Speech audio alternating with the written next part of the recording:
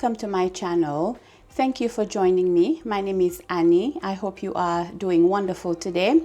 So my husband and I, we are going to collab once again, and we are going to build a display shelving unit where I can display my plants.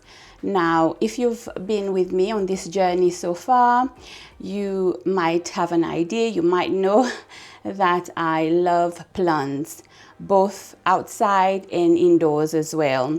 I have over the years collected a number of plants, and I am at a point now where I am struggling to display them and have the ability to take care of them. Okay, so my husband came with an idea, and we are going to build this unit, and we are going to place it in our kitchen.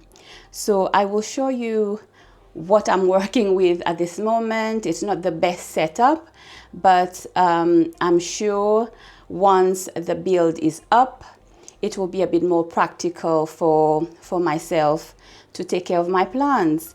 Maybe you are someone who's living in a small home like we are, and you are maybe struggling with space like we are, and you also love plants. So this video might be useful and give you some ideas on how to work with what you've got, and again, make your space work for you. Okay, practicality.